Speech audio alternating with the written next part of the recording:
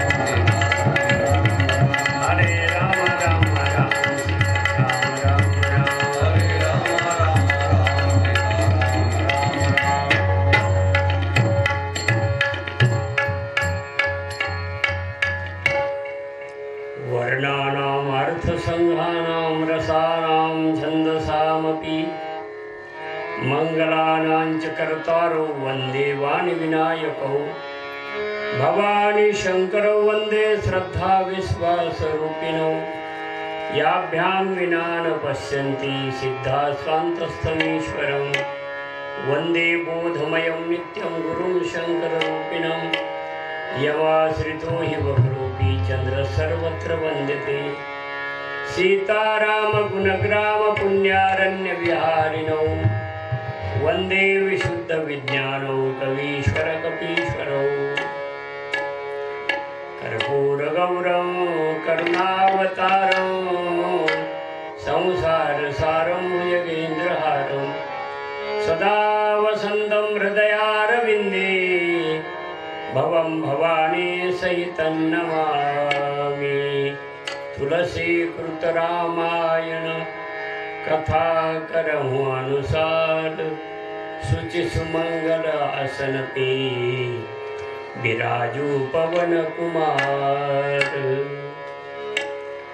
भगवान परात्पर पूर्णतम पुरुषोत्तम अखंड सचिदानंद कंद करण करून करुणावरुणालय दीनबंधू दीनानाथ भगवान श्री शंकराच्या पवित्र प्रांगणामध्ये भगवान राघवेंद्र सरकार प्रभू रामचंद्राची चरितगाथा श्री रामचरित मानसाचं आपण श्रवण करत आहात।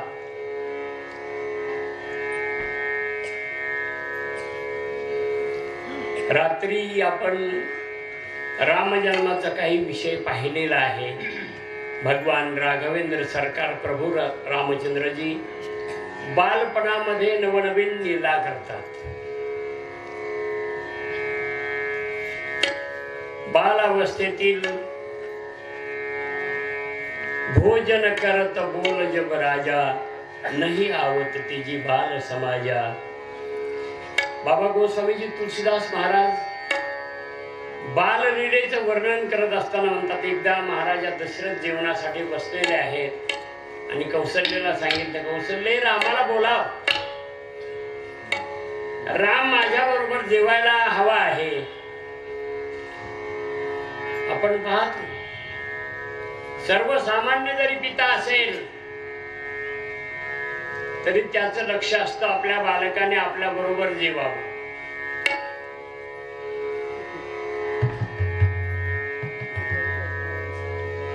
एकीकडे गीता सांगते कटवम्ल लवणात्युष्ण तीक्ष्ण वृक्ष विदायिनः आहारा राजश्रेष्ठा दुःख शोकामय प्रदाह।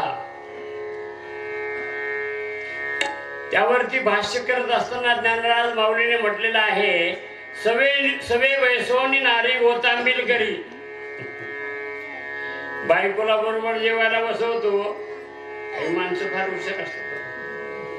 एकदा म्हटले, एक जावाई बापू सासरवाडीला गेले आणि एकुलती एक मुलगी असल्यामुळे सासूबाईच्या फार आवडीचे जावाई बापू। तुमचा कसा कसा अनुभव असेल ती मला काही सांगता यायचं नाही। त्या सासूबाईने सांगितलं, जावाई बापू आपण दोघं बरोबरच येऊ। जेवायला बसले इथपर्यंत ठीक आहे, परंतु सासूबाईने भातावरती तूप घेताना अर्धी भरणी खाली झाली खरं म्हणजे त्या भातामध्ये। आणि मग सासूबाईला असं वाटायला लागलं की तूप जास्त पडलंय आणि हे जावायच्या वाट्याला ते गेल्याशिवाय राहत नाही। मग त्या सासूबाईने सांगितलं, म्हणजे जावाई बापू आमच्या गावाचं काही खरं राहिलं नाही, नुसत्या अशा फळ्या फळ्या झाल्यात म्हटलं। सगळं तूप आपल्याकडे ओढून घेतलं तिने, अशा फळ्या फळ्या झाल्यात म्हटली आणि सगळं तूप आपल्याकडे ओढलं। जावाई हुशार होता, त्यानं सांगितलं, मामी तुमच्या गावात तरी फळ्या झाल्यात पण आमच्या गावात नसतं, आता कालवा झाला जावाई हुशार, सगळं तूप काढून टाकलं सगळ्या ताटात। म्हणजे आता वडील का खरं म्हणजे त्याच्या लक्षात आलं की निवडलंय तू, मग त्याने असं काढून घेतलं, म्हणलं आमच्या गावात नुसता कालवा झाला मला असं। सगळं तूप त्याने काढून टाकलं।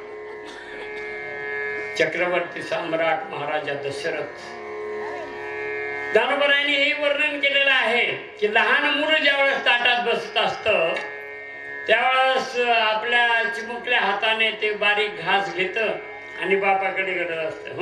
घ्या की तो संतोषुनी वेगे मुखाची ओढवी. बाप देखील त्याच्या हातापर्यंत आपलं तोंड घेऊन जातो. त्याचा हात बापाच्या तोंडापर्यंत पुरत नाही. त्यातले त्यात बाप पाटावर बसलाय. आता पाटावर पाठ तरी कसं बसायला देतात. कित्येक माऊल्या सांगत असतात मी कामात हे भांडे घासते धुणं धुते वगैरे वगैरे जे काही काम असेल ती जी हाताने खा. एवढा आदर असतो.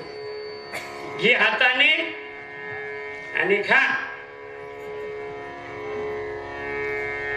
टोपल्यात भाकरी आहे. चटकी तिकडे कालवून ठेवलंय. चटका असायचं घी हाताने आणि खा. अशा आदराने बोलणारी बाई. ज्ञानेश्वर माऊली गोड वर्णन करतात की राजा दशरथ ज्यावेळी जेवायला बसलेले आहेत कौशल्या मातेला सांगितलं जा रामाला बोलावून आण. रामाला बोलवायला कौशल्या गेली परंतु ठुमक ठुमक राम चलही पराई. कौशल्या जब बोल न जाई ठुमक ठुमक राम चलही पराई. भगवान राघवेंद्र सरकार ठुमकत ठुमकत ये जर मला जा घेऊ असं म्हणून भगवान प्रभू रामचंद्रजी बाजूला पळून जात आहे. तुळशीदासांचं गोड पदक आहे पद आहे ठुमक चलत रामचंद्र ठुमक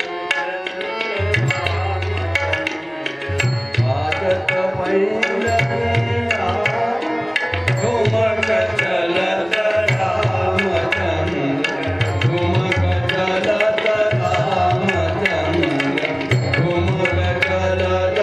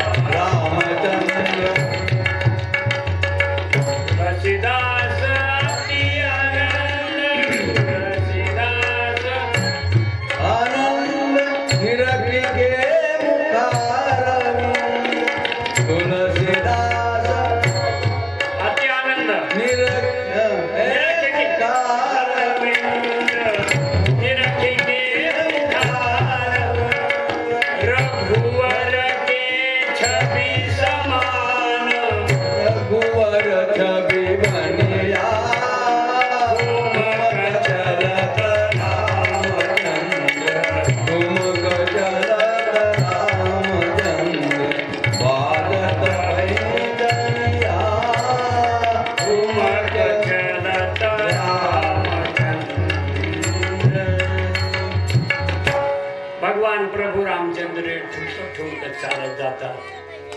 माँ कौशल्या कधी कधी बालरामाला आपल्या मांडीवरती घेते आणि गोड अशा प्रकारचं पद गाते.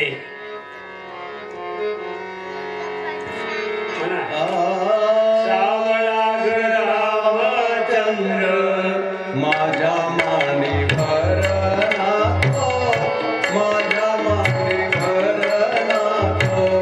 सावळा रामचंद्र माझ्या माझ्या मांडीवर नाको.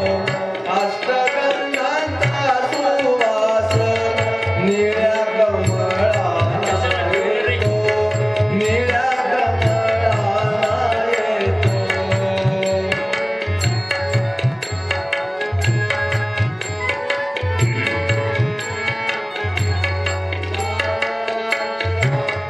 चंद्र माझ्या हाताने देव तो माझ्या हाताने देव तो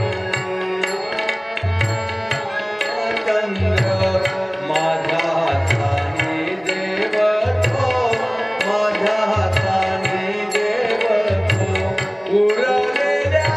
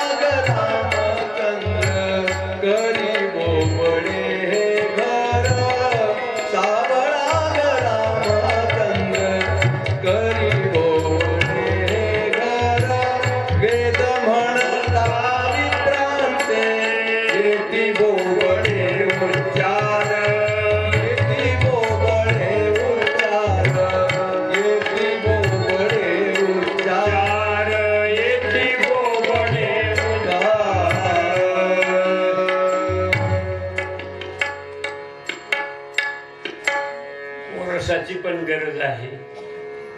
ओरस पण असणं महत्वाचं आहे. आणि आपल्याकडे पूर्वीच्या काळामध्ये जात्यावर दळावं लागायचं बघा. तर दुसरी शेजारीन बाई दळायला येत असायची. तिचं गाणं पाठ असो किंवा नसो, पण जिधर तेरा भैया उधर मेरा भैया,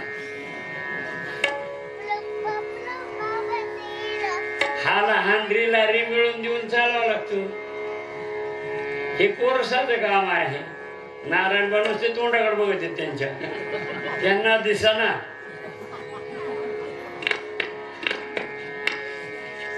कोरस म्हणजे मागे म्हणणारे.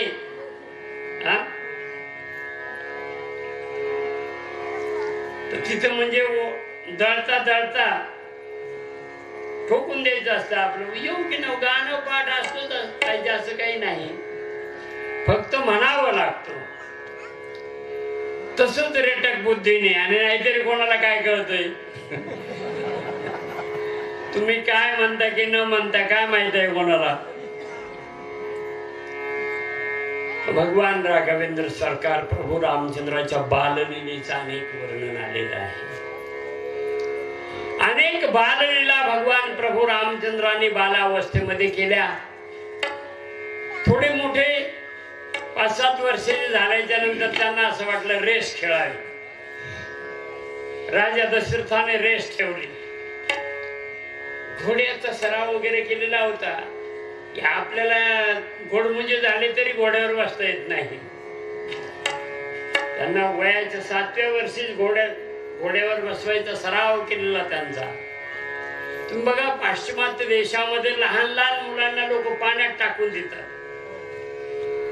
पोहायचं शिकवतात अगदी लहानपणामध्ये. आपले म्हातारे झाले तरी म्हणत असतात मला पोहता येत नाही.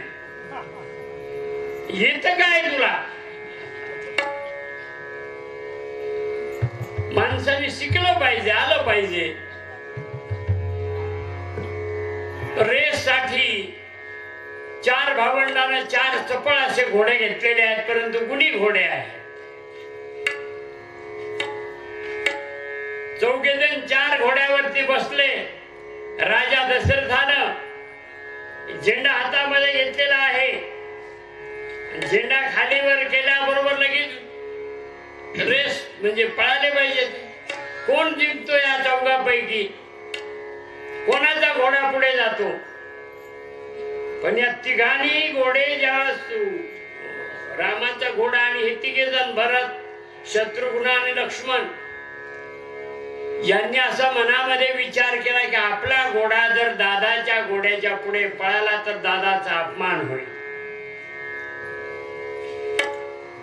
भगवान राघवेंद्र सरकार प्रभू रामचंद्राने विचार केला आपला घोडा पुढे गेला तर आपल्या बांधवाचा अपमान होईल. आणि घोडे काही हुशार घोडे जे असतात ना, लगाम ओढल्यावर पळतात बरं का. हुशार जो घोडा असतो ना, लगाम खेचल्यानंतर पळायला सुरुवात करत असतो, उभा नाही राहत, पळायला सुरुवात करतो. त्याला वाटतं हा वरती बसलेला आता सावध झालेला आहे, तो पडणार नाही, त्यानं प्रमाणात लगाम खेचलेला आहे. हे चौघे जसेच्या तसे राजा दशरथानं निशाण आपटिलं, पण काही उपयोग झाला नाही. कोणीच घोडे पळविना. प्रत्येकाच्या डोक्यात एकच विचार, आपला घोडा पुढे गेला तर आपल्या बांधवाचा अपमान होईल. खेळामध्ये हारेची भावना किंवा अशी आदराची भावना कामाची नाही. 2 पैलवान मिळाले, आमचे गुरुजी सांगत असे, 2 पैलवान मिळाले, आखाड्यात उतरले आणि सलामी दिली, हाताला हात लावला, बरोबर मामा तू वेगळा रे. अरे आता मामा नाही, आता कुस्ती खेळ. आता मामा तू एक असं म्हणायचं नाही, तिथे कुस्तीच झाली पाहिजे.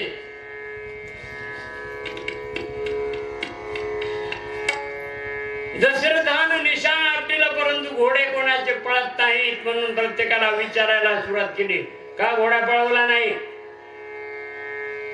बाबा माझा घोडा पुढे गेला तर माझ्या बांधवाचा अपमान होईल. रामाला विचारलं होतं, त्यावेळेस रामाने सांगितले, या तिघांनी एकच उत्तर दिलं, आमच्या दादांचा अपमान होईल, मोठ्या बंधूंचा अपमान होईल, म्हणून आम्ही घोडा पळवला नाही. जितीची भावना नाही त्यांच्या ठिकाणी, आदराची भावना आहे राघवेंद्राबद्दल. बाल अवस्थेमध्ये भगवान प्रभू रामचंद्रांनी काही अशा प्रकारचे खेळ केले. मृगया करत असायचे, मृगयाला जायचं, नाना प्रकारचे खेळ करायचे. अशा प्रकारचा काही थोडासा काही कालावधी गेला. 8-9 वर्षाचे असताना विश्वामित्र बाबा त्या ठिकाणी आले. अरे राम, काही एका दिवशी विश्वामित्राकडे गेले असं थोडंच आहे. त्यावेळेला 3 शासक होते, 3 शासक भारतामध्ये, 3 शासक. पण ब्रह्मविद्येमध्ये घडून गेलेला राजा जनक, ब्रह्मविद्येत स्वतःला लय करून बसलेला, त्याचं लक्ष फारसं असं काही नव्हतं. जगात काय चाललेलं आहे, देशामध्ये काय चाललेलं आहे, याकडे त्याचं लक्ष नाही.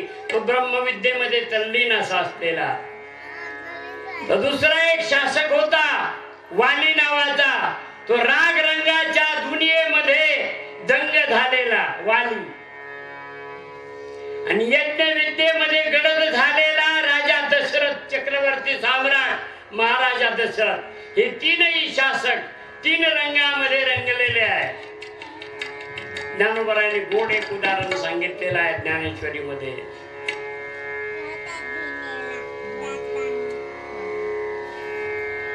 मनुष्य वेगवेगळ्या रंगामध्ये रंगून जातो. त्याला भान राहत नाही की आपण आता काय करत आहोत. वेळेचं भान त्याला राहत नाही. मला ज्ञानेश्वरीचा भाग कमी सांगायचा आहे. रामायण हा ग्रंथ आहे समोर. भगवान प्रभू रामचंद्रजी परमात्मा अवतार आहेत. गादितनय चिंतामणी व्यापी, विश्वामित्र बाबाला तळमळ चिंता वाटायला लागली, काय करायचं? 3 शासक असून 3 रंगात 3 शासक रंगलेले आहेत. तर या पापी निशाचरांचा वध कोण करणार? एका मनीषी ऋषीला चिंता वाटू लागली. राजांना चिंता वाटावी, परंतु ऋषीला चिंता वाटायला लागली. अनेकदा कधी कधी लोक म्हणत असतात, यांना काय करायचं कोण शिकायचं, आपलं भजन करायचं, करावं ते भजन करावं, मग लाईट तुम्हाला उजेड नको का? भजन करून चालायचं नाही, नुसतं लाईटची व्यवस्था पाहिजे. पहिल्यांदा आम्ही कीर्तन करायला लागलो. एखाद्या ठिकाणी कीर्तन करायचं म्हणजे काळी 4ला कीर्तन आम्ही करत असतो. पहिल्या सुरुवातीला काळी 4, कंदिलावर नाही तर टेंब्यावर कीर्तन. लोकांनी टेंबे लावलेले असायचे, एखादा टेंबा एखादा, नाही तर कंदील लावलेला, बत्ती तरी कुठे खेड्यामध्ये, आणि करायचं रामकृष्ण हरीचं. मला आश्चर्य वाटेल, वामनभाऊंची बहुतेक कीर्तन जे असायचे ना ते वास्कराप्रमाणे असायचे. वास्करांचे म्हणजे हिलाळ पेटवलेले असायचे टेबे, त्यात गोड तेल घालत असायचे. जागरण गोंधळाला असतो ना पलिता, तसल्या पद्धतीत हिलाळ पेटवलेले असायचे. आणि त्या हिलाळावरती कीर्तन वगैरे चालत असायचे.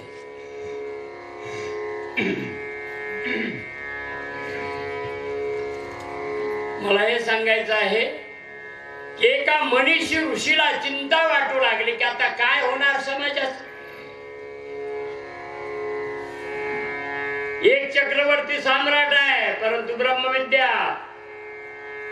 ब्रह्मविद्येमध्ये स्वतःला गडद करून घेतलेला आहे, झोकून दिलेला आहे.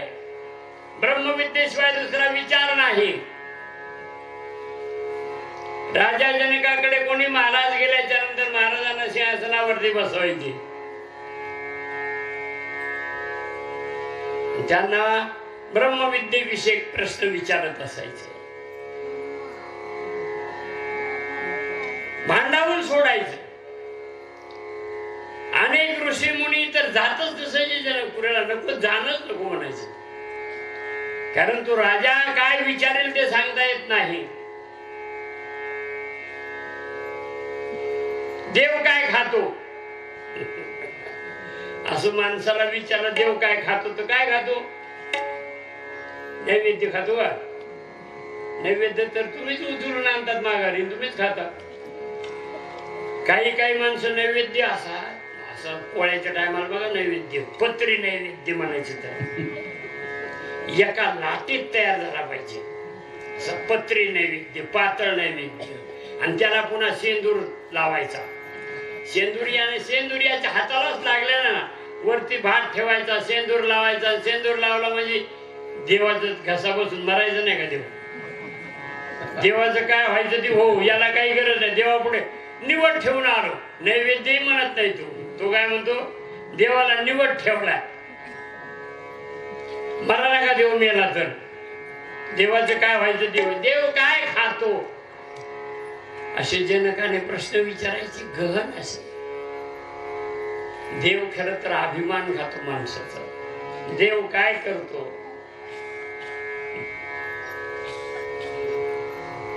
देव हेच करतो, एकाला वरती बसवतो आणि एकाला खाली बसवतो, खालीवर करत राहतो. मला आता त्याही प्रश्नाची उत्तर जास्त सांगायचे नाही, म्हणून राजा जनकाकडे एकदा अष्टावक्र मुनी आले. अष्टावक्र मुनी 8 ठिकाणी वाकडी, मान वाकडी, कमर वाकडी, हात वाकडे, छाती वाकडी, पाय वाकडे. अष्टावक्र मुनी आले. राजा जनकालाही आनंद झाला. अष्टावक्र मुनी आपल्याकडे येत आहेत. आता पूर्वीचे यायचं म्हणजे काही साधन काहीच नसायचं, पायानेच चालावं लागायचं. पायी आलेले आहेत. राजा हात जोडून पुढे गेलेला आहे. हात बांधून, आपण म्हणतो ना हाताचे कपड्याने बांधून नाही, हात जोडून गेला. आणि अष्टावक्र मुनीला पाहिल्याच्या नंतर साष्टांग दंडवत घातला. आता राजा चालला म्हणून त्याच्या बरोबर अनेक ऋषीमुनी चालले होते, अष्टप्रधान होते बरोबर. राजा चाले तेथे वैभव सांगा ते.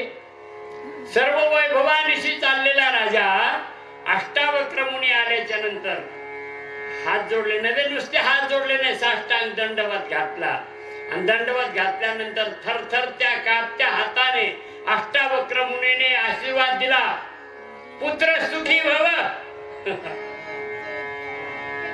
जनक मुनीचं वय, जनक राजाचं वय 80-90 वर्षाचं झालेलं आणि 17-18 वर्षाचं वाकडं तिकडं पोरग त्याला आशीर्वाद देते, पुत्र सुखी भव.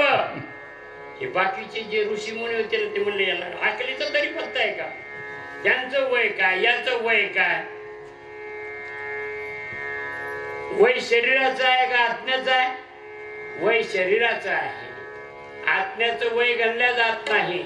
नवाना पुराण ज्ञानोबर आहे म्हणतात, अजो नित्य शाश्वतो यम पुराणो न हन्यते हन्यमाने शरीरे, शरीरे हन्यमाने न हन्यते.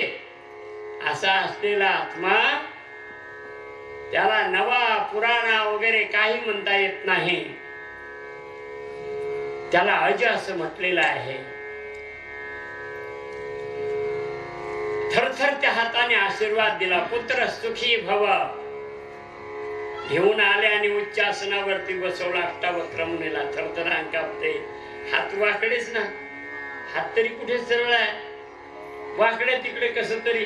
म्हणजे आतापर्यंत आम्ही सांगितलं नाही ना, आता हे सांगणार म्हणजे वाकड्या तिकड्या हाताचं.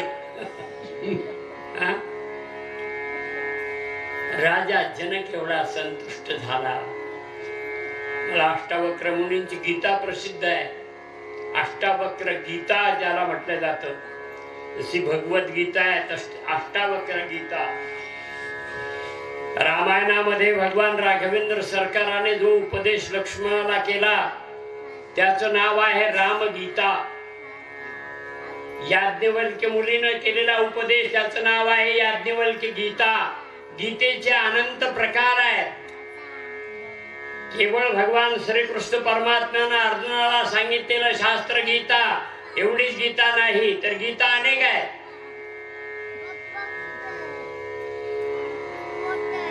मी हे का सांगतो,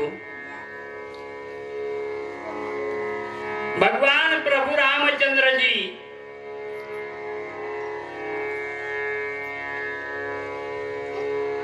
युद्ध करण्यास सक्षम आहेत.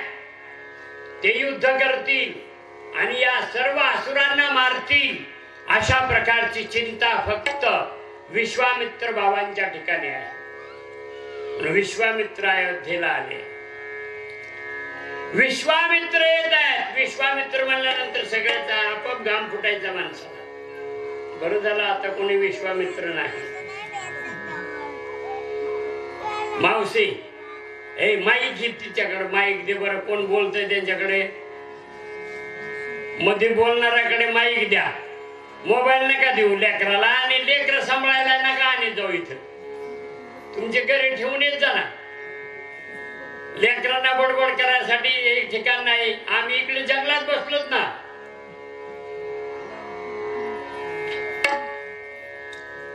अरे किती वेळचं बोलतय, तुला लाज वाटायला पाहिजे ना. ते लेकरू किती वेळचं बोलतय. उद्याच्याला जर लेकरू घेऊन बाई आली एखादी, मला शेळ्यावाली बाई रानात आवडत नाही आणि लेकरावाली बाई कीर्तनात आवडत नाही. लेकरू घेऊन आले तर ते लेकरू गप्प बसलं पाहिजे. नसता शेजारच्या बसलेल्या बाईनं तडकन त्या बाईच्या तोंडात मारावी, लेकराच्या नाही. जिचं लेकरू आहे तिच्या तोंडात मारीचा. तिला माफ करू नका, हे लक्षात ठेवा. भगवान प्रभू रामचंद्रजी रामाला घेऊन जाण्यासाठी विश्वामित्र बाबा आलेले आहे. शरयूच्या पलीकडच्या बाजूला विश्वामित्र आलेले आहेत असं ज्यावेळी दशरथाला कळलं, त्यावेळी दशरथानं त्यांच्या आगवानीसाठी, स्वागतासाठी बरोबर अष्टप्रधानांना घेतलेला आहे.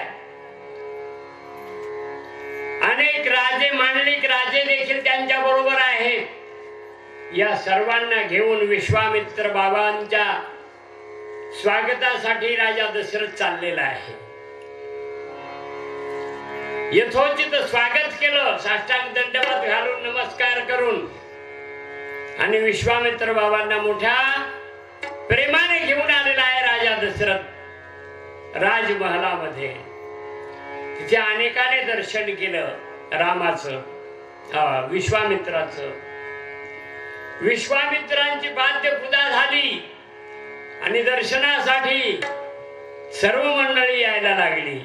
भगवान राघवेंद्र सरकार देखील आईने सुंदर शृंगार केलेला आहे. रामाचा छोटासा आहे राम, 8-9 वर्षाचा, 9-10 वर्षाचा राम आहे.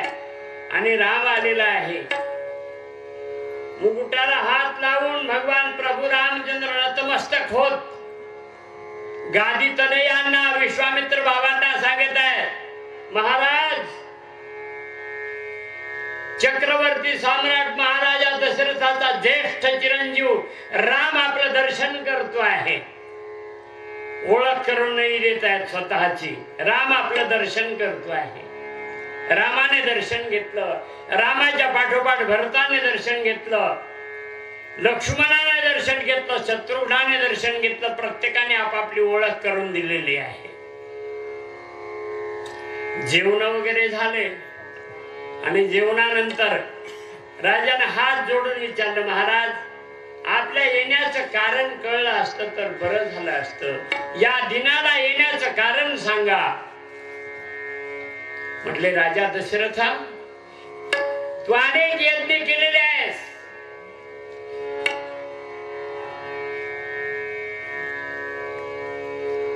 परंतु मी देखील काही यज्ञ करतो आहे. त्या यज्ञामध्ये राक्षस विघ्न करतात. यज्ञ सांगतेपर्यंत कधी जात नाही. म्हणून तुझ्याकडे रामाला मागण्यासाठी आलेलो आहे. तुला मागण्यासाठी नाही, तुझ्याकडे रामाला मागण्यासाठी आलेलो आहे. माझा राम. राजा दशरथाची अवस्था अशी आहे, माझा राम. राम कोवळा आहे, राम लहान आहे, छोटा आहे. आणखी त्यानं घनघोर अशा प्रकारचे युद्ध केलेलं नाही. अकराळ विक्राळ राक्षसांच्या दृष्टीस राम कधी पडलेला नाही ना रामाने कधी त्यांना पाहिलेलं नाही. भयंकर राक्षस आपल्या यज्ञाचा विध्वंस करतात. माझा राम त्या ठिकाणी काय करेल? रामाबद्दल असलेलं स्नेह प्रेम म्हणून राजा दशरथानं सांगितले, हे रामाचं काम नाही बाबा, तुम्ही दुसरं काहीतरी मागा. रामाला घेऊन जाण्याची इच्छा सोडा. आणि कदाचित तुमचं चुकलं असेल, तुम्हाला काय हवं आहे तेवढं मागा. 100-200 एकर जमीन लागली तर देतो. आश्रम बांधायचा असेल तर पैसा पाणी देतो. धरण बांधायचं असेल तुमच्या त्या ठिकाणी तरी त्याला पैसे देतो. पण रामाला मागू नका. राम माझा अजान आहे. रामावरती स्नेह आहे, प्रेम आहे. विश्वामित्र बाबाने सांगितलं, हे माझ्याकडे सर्व आहे. तुला माहित आहे मी एक देखील राजा होतो. राजवैभवाचा परित्याग करून संन्यासी झालेलो आहे, योगी बनलेलो आहे. पैसा मला चिकार माहित आहे. अरे माझ्या समोर कोणाची उभे राहण्याची ताकद नव्हती. तपश्चर्या एवढी केलेली आहे की प्रतिसृष्टी निर्माण करण्याची ताकद माझ्यामध्ये आहे. आणि मी निर्माण देखील केलेली आहे प्रतिसृष्टी. गायी म्हटले ब्रह्मदेवाने निर्माण केल्या, तर म्हशी विश्वामित्राने निर्माण केल्या. प्रतिसृष्टी पूर्णतया प्रतिसृष्टी मी निर्माण केलेली आहे. एवढी माझी ताकद आहे. मला फक्त राम हवा आहे. तू देतोस ना ते, बाकी काही मला नको आहे. राजा चिंताक्रांत झाला. माझा छोटासा राम आणि त्याला रामाला घेऊन हा बाबा जाणार. बाबा तुमचं मागण्याचं चुकत आहे, काहीतरी आणखीन बदलू नका. काही गरज नाही म्हटलं, फक्त द्यायचं असेल तर राम दे, नाही तर रघुकुलाची रीत काय? रघुकुल रीती साधा जनी आई, रघुकुल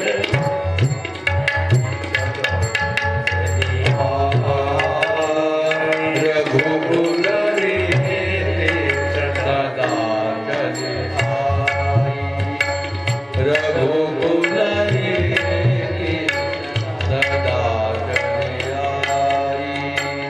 प्राण जाहु बरु वचन न जाई, प्राण जाहु बरु वचन न जाई, रघुकुल रीति जनी आई, रघुकुल रीति सदा जनी आई, रघुकुल रीति प्राण जाहु बरु वचन न जाई, प्राण जाहु बरु वचन न जाई, रघुकुल रीति सदा चली आई, रघुकुल रीति सदा चली आई, रघुकुल रीति सदा चली आई. अगोदर मला सांगितलंस वाटेल ते मागा, मी तुम्हाला द्यायला तयार आहे. आणि आता रामाला मागितलं तर वचन असत्य करायला निघाला. असं म्हटलं मी तुला शाप देईन. विश्वामित्र होते ते. शाप देईन म्हटलं मी तुला, जाळून भस्म करीन.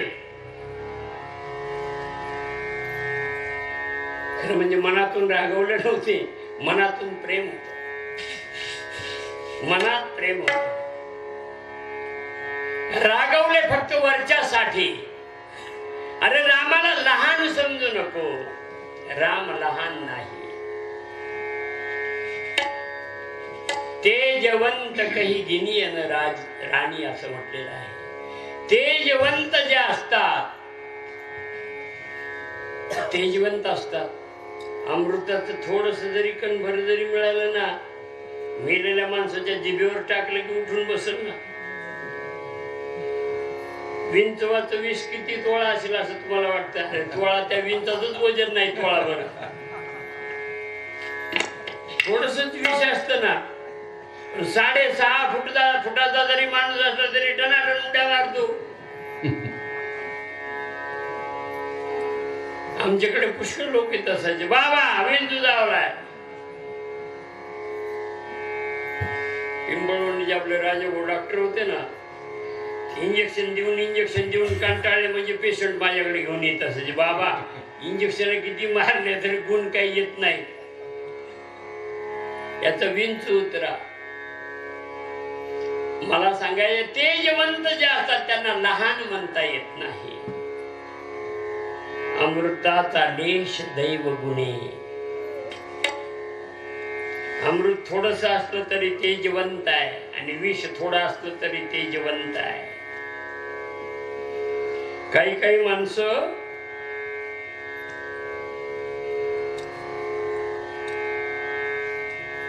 पिकावरती फवारण्यासाठी औषध आणतात आणि त्यात आळ्या टाकून पाहतात, मरत नाही म्हणतात. आळी मरणारच नाही त्याच्यामध्ये. त्यात पाणी घाल काहीतरी सांगितल्याप्रमाणे, पाण्यानंतर विष तयार होईल, तसं विष तयार होणार नाही. 1 लिटरला 2 मिली 3 मिली किती टाकायचं आहे तेवढंच टाक. जास्त औषध चालत नाही, नंतर त्याचं विष तयार होईल. अगोदर विष नाही होणार.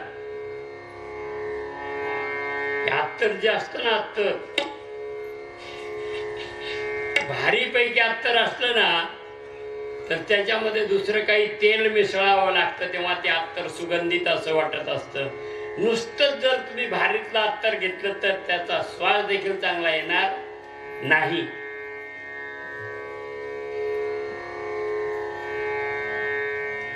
विश्वामित्राला ठाऊक आहे की राम काय चीज आहे. राम युद्ध करण्यासाठी जन्माला आलेला आहे, ऋषीमुनीला सहाय्य करण्यासाठी जन्माला आलेला आहे. राजा दशरथाचं फक्त प्रेम आहे, माया आहे, मोह आहे.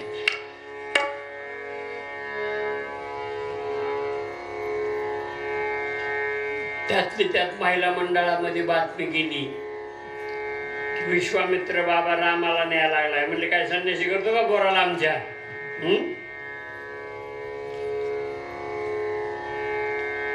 त्यांनी राज्य सोडून गोसावी झाला, मग आमच्या पोराला गोसावी करतो का?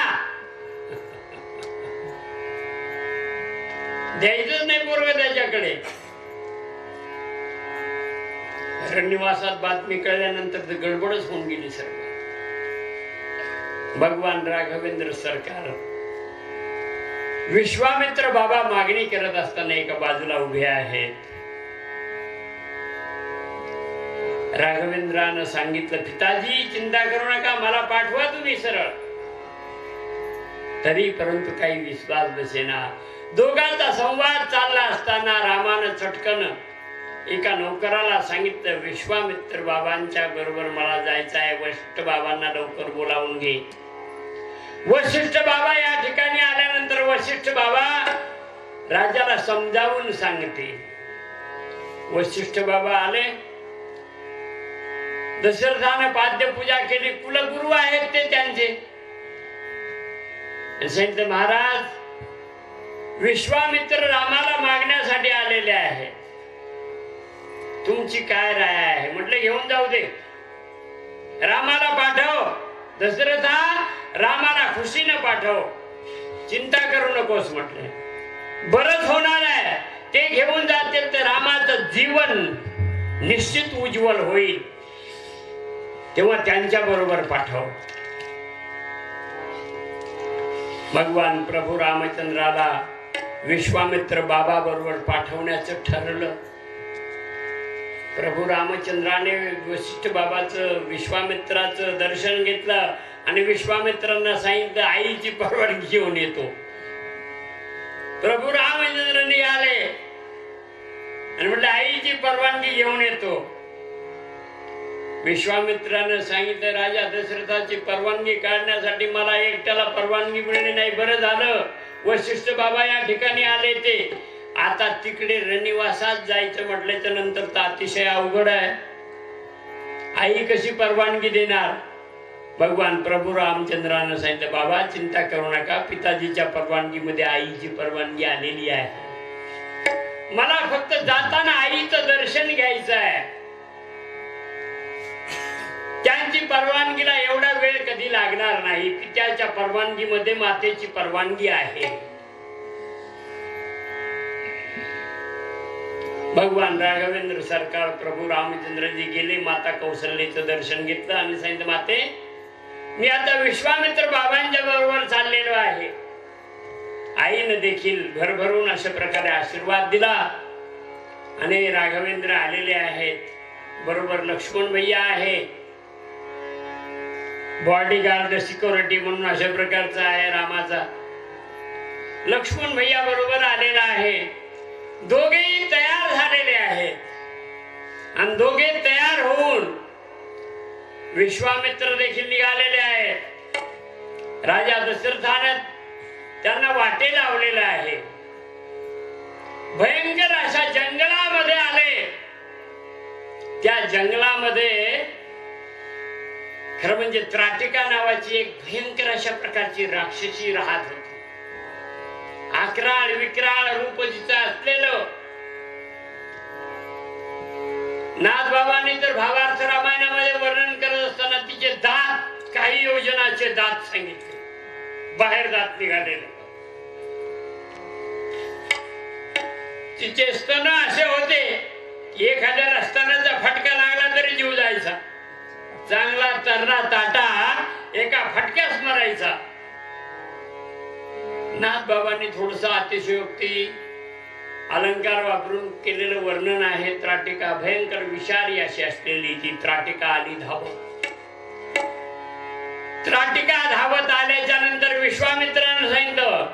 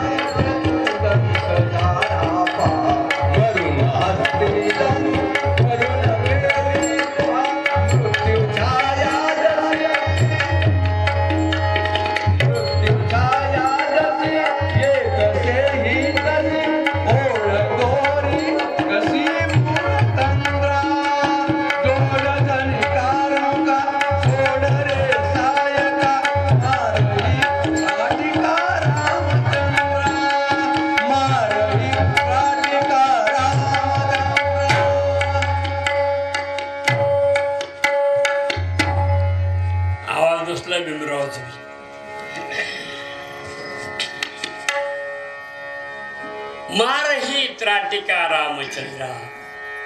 ती त्राटिका रामाला खायलासाठी निघालेली आहे. अकराळ विक्राळ रूप आहे. हाताचे पंजे असे केले की आता रामाला पकडणार, मारणार. त्राटिका वेगाने रामाकडे धावते आहे. भगवान प्रभू रामचंद्राला विश्वामित्राने सांगितलं, मार ही त्राटिका.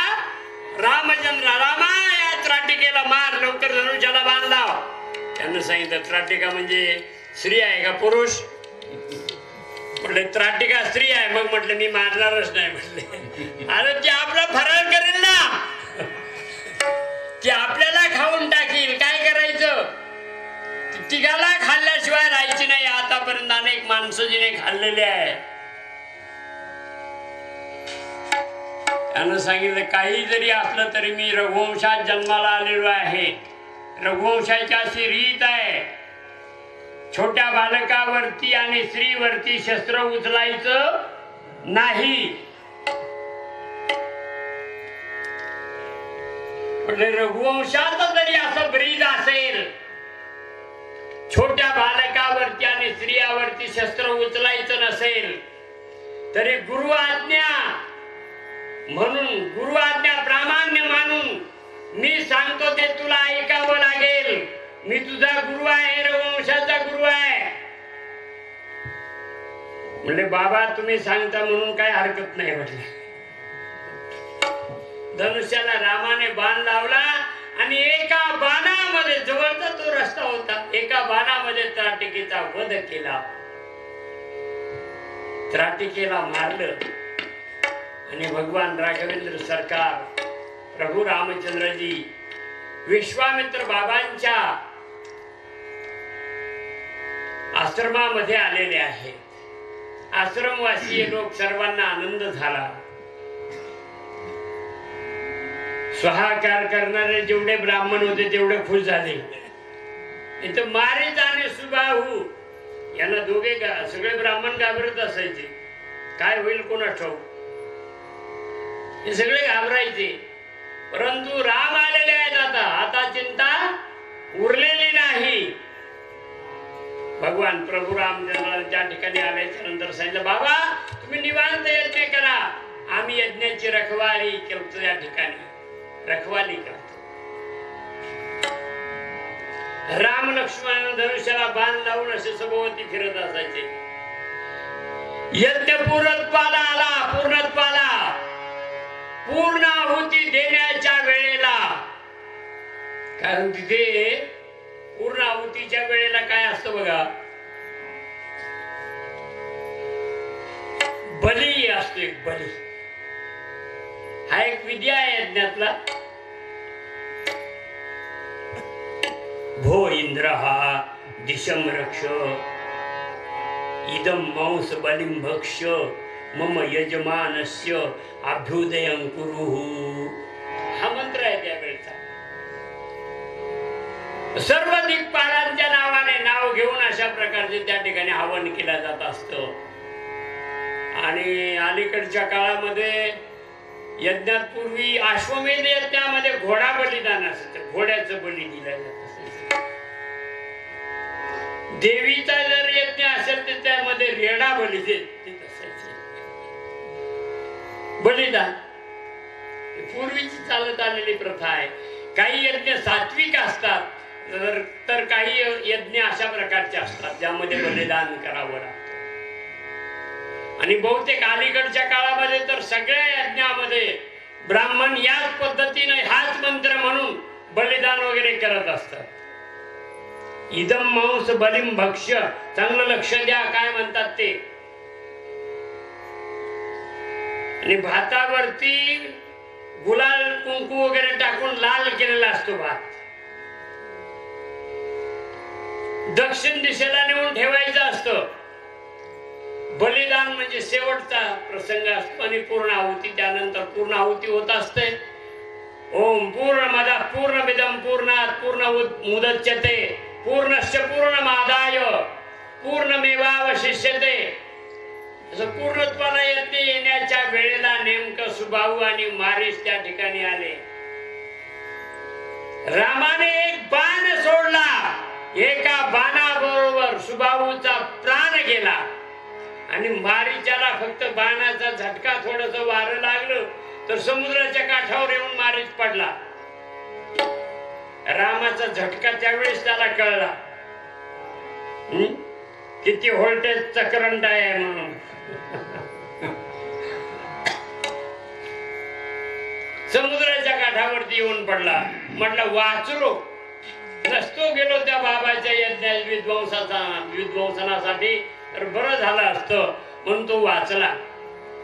पुन्हा निर्भय झाले सर्व ब्राह्मण आणि सुंदर रीतीने यज्ञ वगैरे चालू झाले. यज्ञ पूर्ण झाल्यानंतर पूर्णाहुती झाल्यानंतर काही काळ भगवान प्रभू रामचंद्रजी बाबाजींच्या आश्रमामध्येच आहेत. तशामध्ये एक जनकपुरीवरून एक पत्र आलेलं आहे. बाबांना पत्र आले. पत्राचा मजकूर बाबाने वाचून पाहिला. पत्रामध्ये लिहिलेलं होतं की महाराज माझ्याकडे धनुष्य यज्ञ मी ठेवलेला आहे. माझी सीता लहानपणात ज्या धनुष्याला घेऊन घोडा खेळत होती ते शिवधनुष्य मी आता एका मंचावरती ठेवलेला आहे. जो कोणी या धनुष्याला प्रत्यंचा लावील उचलील आणि प्रत्यंचा लावील कानापर्यंत दोरी खेचील त्याला मी माझी सीता देणार आहे.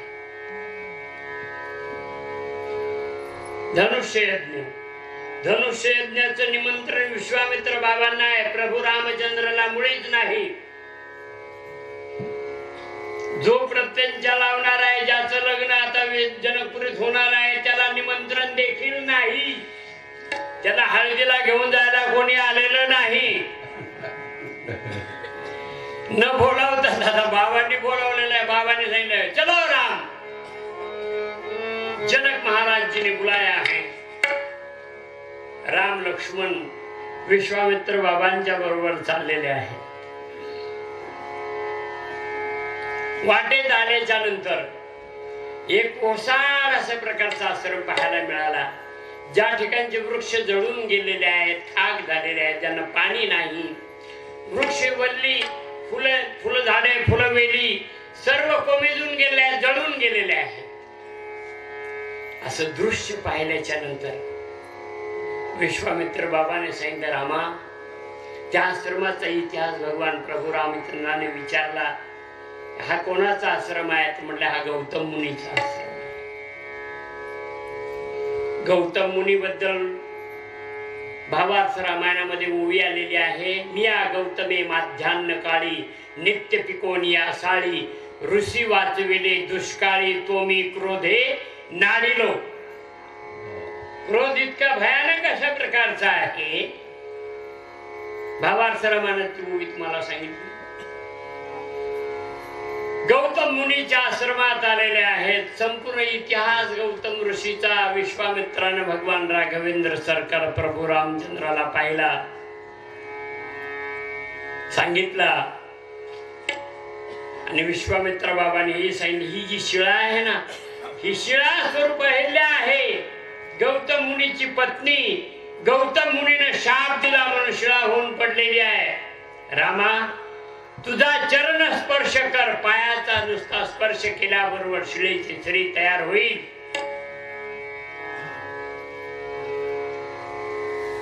भगवान राघवेंद्र सरकार प्रभू रामचंद्रानं आपल्या उजव्या पायाचा त्या शिळेला स्पर्श केला आणि शिळेला स्पर्श केल्याबरोबर एक सुंदर स्त्री तयार झाली आणि ती सुंदर स्त्री म्हणू लागली रामा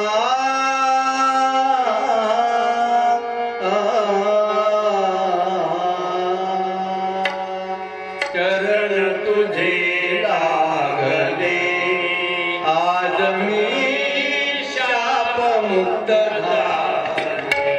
आज मी शाप मुक्त झाले. रामा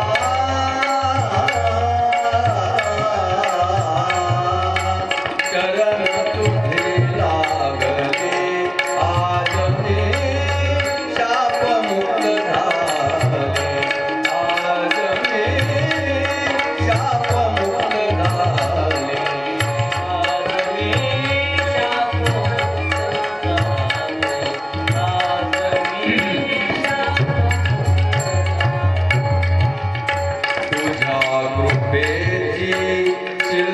सत्कृती माझी मजये पुन्हा आकृती तुझ्या कृपेची शिल्प सत्कृती माझी मजये पुन्हा आकृती मुक्तदा हवे श्वास तुंबिती पावनही पावले आज मी शापमुक्त झाले आज मी शापमुक्त झाले आज मी म्हणत जा सगळे पुढचे म्हणा आज मी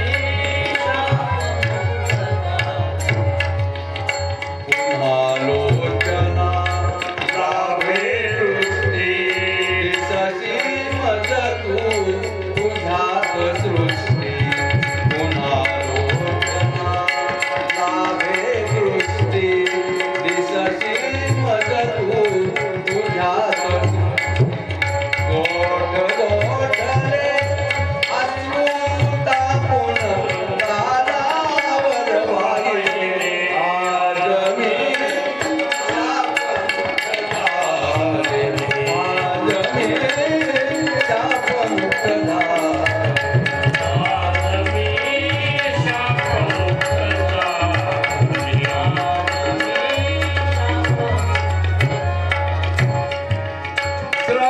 श्रवणानाये पुनरपि शक्ती मना उमगली अमोल मुक्ती गूढ आले असे कुणीसे करुणावच बोलले आज मी शापमुक्त झाले आज मी शापमुक्त झाले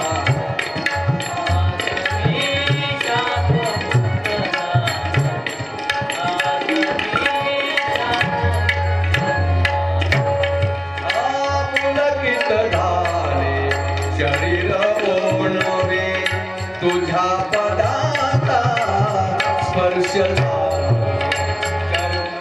तुझे माझ्या भाळाविले आज मी शापमुक्त झाले आज मी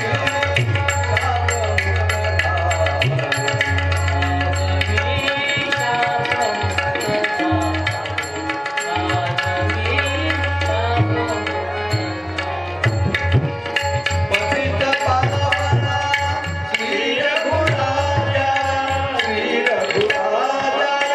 पतित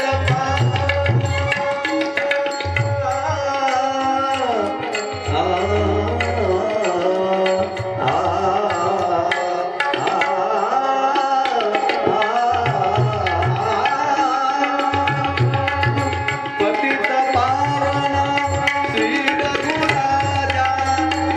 रघुराजा काय बांधूमी तुमची पूजा पुनर्जात हे जीवन अवघे मायावर वाहिले आज मी शापमुक्त झाले आज मी शापमुक्त झाले रामा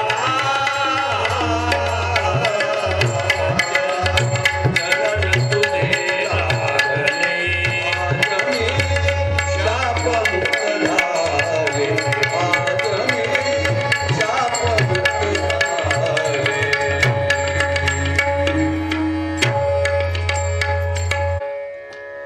रामा चरण तुझे लागले आज मी शापमुक्त झाले.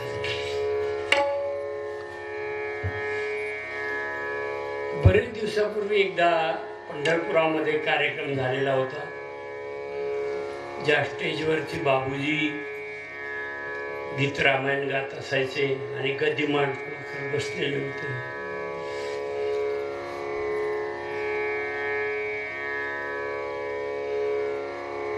त्यावेळेला रामायणही फारसं काही कळत नव्हतं, पण हे वेगवेगळे पद वगैरे ऐकत असताना मनाला खूप आनंद वाटत असायचा. आमचे भीमराव देखील सुंदर गात असायचे. आता वय बरंच झालं आणि गाता गळण वाहता मला म्हणतो माझं त्यांचं सारखंच झालं खरं म्हणजे. आणि विश्वामित्र बाबांच्या बरोबर पुढे पुढे जनकपुरीकडे चाललेले आहे. जनकपुरीच्या परिसरामध्ये बाबा आलेले कळल्यानंतर जनक महाराजांचे पुरोहित सतानंदजी, हे सतानंद आणि जनक महाराज हात जोडून पाणी वगैरे घेऊन आगवानीसाठी आलेले आहेत, सामोरे आलेले आहेत. आगम्यताम सनाथतामीश ग्रामः असं म्हणत आलेले आहेत. या हे गाव पवित्र करा, सनाथ करा असं म्हणत आलेले आहेत. थांबण्यासाठी त्यांना एक ठिकाण दिलेलं आहे. आमराई मध्ये थांबलेले आहेत. संत सभा चहुदिसी आमराई,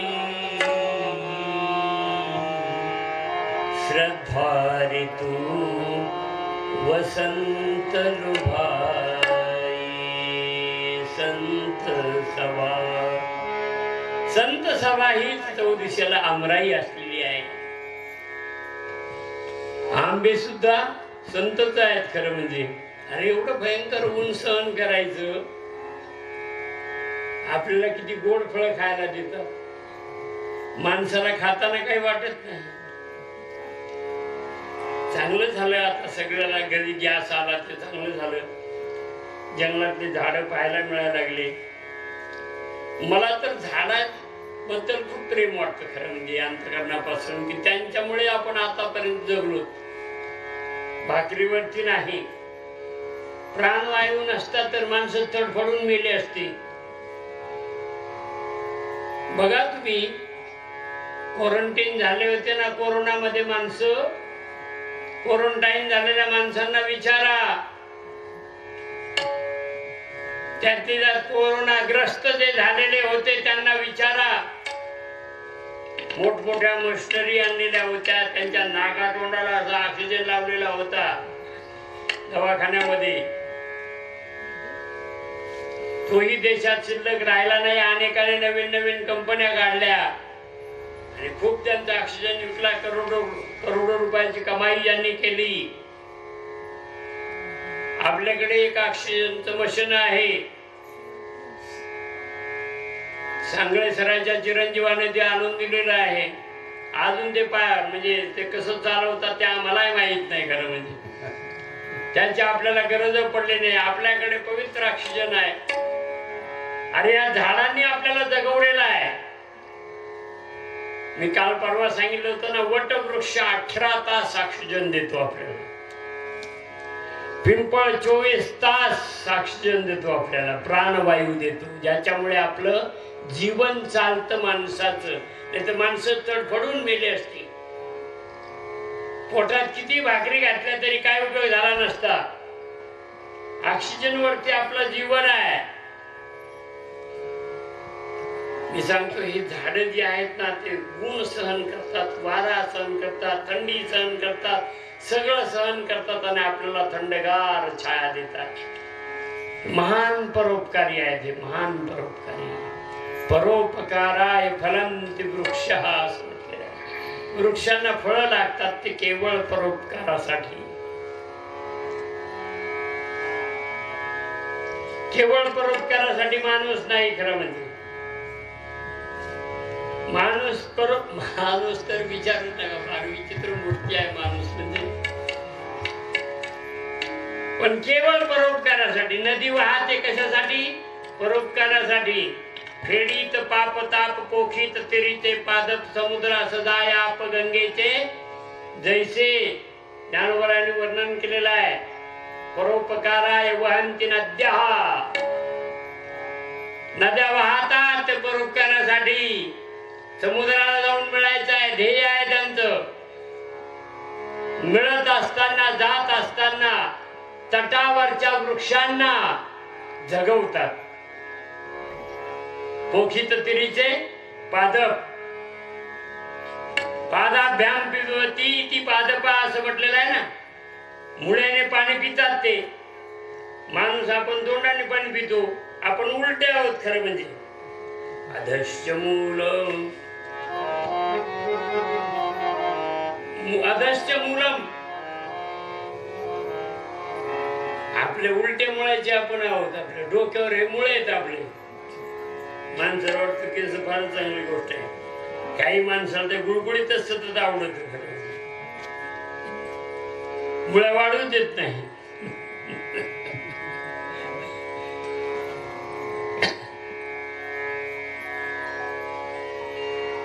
मसंग शस्त्रेन दृढेन चित्वा.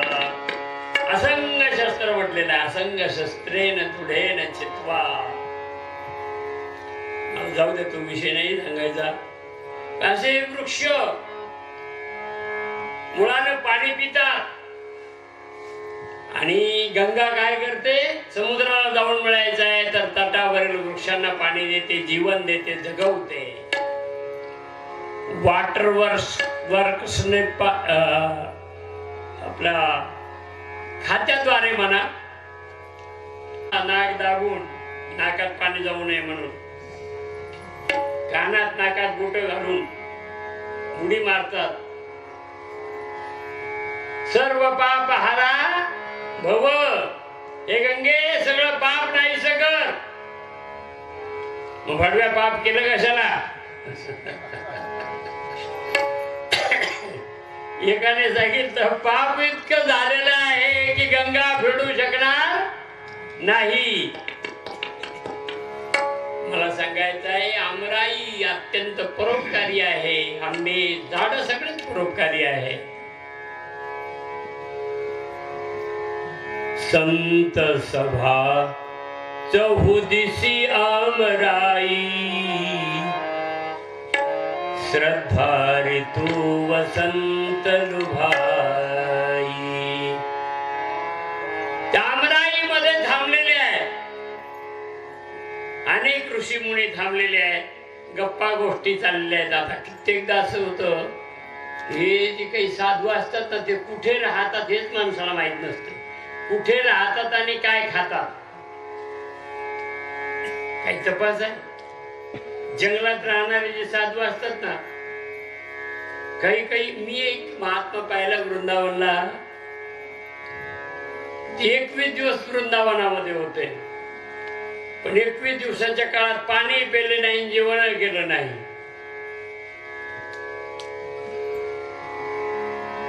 पाणी सुद्धा घेतलं नाही आणि जेवण केलं नाही. शतपावली चालूच असायची त्यांची. रात्र दिवस जगभरातले कॅमेरे त्यांच्यावरती. चोरून खातो का काही बाबा म्हणून. नाही तर उपोषण करणारे फार हुशार. चक्री उपोषण, मग तर विचारूच नका.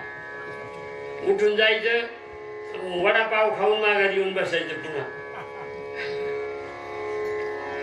वडापाव खायचा, माघारी यायचं, पुन्हा बसायचं. पुन्हा उपोषण चालू. पोटात अंड्याचा कण नाही आणि ढेकर देत बोलतोय. बरोबर आहेत. रात्रंदिवस माणसं आहे. हे शरीर चालतंय कसं?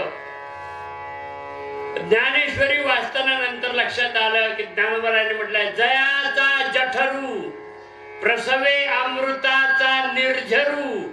तया शुधा तृषेचा आडसरू कहीची नव्हे. हातच अमृत येते म्हटल्याच्या नंतर काय? जयाचा जठरू प्रसवे अमृताचा निर्झरू. अमृत जठरात येत म्हटल्याच्या नंतर भूक लागायचा प्रश्नच येत नाही. त्याला तहान नाही, भूक नाही. हरपली तहान भूक. पूर्वीच्या काळात एक असं सत्ययुग असं युग होतं ज्यामध्ये तपश्चर्या खडतर करत असायचे. पार्वतीने भगवान शंकर परमात्म्यासाठी तपश्चर्या केली. अपर्णाजीचं नाव आहे. अपर्णा. वाळलेली पानं खाऊन तपश्चर्या केली. वाळलेले जमिनीवर पानं पडलेले, पानं उचलायची आणि खायची. अपर्णा. पार्वतीचं नाव आहे अपर्णा. दुसरं एक नाव आहे पार्वतीचं सुमुखी. पार्वतीचं नाव आणखी एक आहे उमा. उ मा हे दोन शब्द आहेत ना. उ म्हणजे तप आणि मा म्हणजे करू नको. तपश्चर्या का उमेती मात्रा तपसो निषिद्धा तस्मात उमाख्याम सुमुखी जगाम.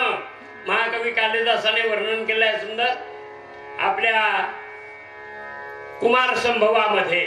कुमार संभव महाकाव्यामध्ये ज्यांनी वर्णन केलेलं आहे सुंदर अशा प्रकारे पार्वतीचं. आई सांगते उमा म्हणजे तप करू नको. आई हाक मारून सांगते उमा. हे सुमुखी आई वडिलांनी ठेवलेलं नाव आहे सुमुखी. अत्यंत सुंदर मुखकमल आहे. पार्वतीचं मुखकमल अत्यंत सुंदर आहे. आई म्हणते तू तपश्चर्या करू नको. आणि ज्याच्यासाठी तप करायचे ते तरी काही चांगलं आहे का? रेशनच्या काळात परवडा लगेच नाही नवरा तुझा 5 तोंडाचा. 5 तोंडाने जर 5 भाकरी खायच्या म्हणलं तुला भाकरी किती करावं लागतं? 25 भाकरी तर ह्याच झाल्या. भगवान भोलेनाथ बाबा आहे, भोला बाबा आहे. किती खायला त्याचा मेळ नाही.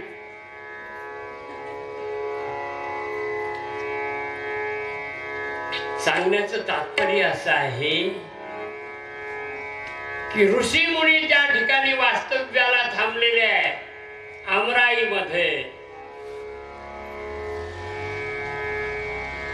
राजा जनक आणि सतानंदाने त्यांचं सुंदर स्वागत केलं आणि ते परत गेलेले आहे. सायंकाळची वेळ झालेली आहे. सायं पूजा करण्यासाठी विश्वामित्र बाबा आता पूजेला स्नान केलं त्यांनी पूजेला बसणार.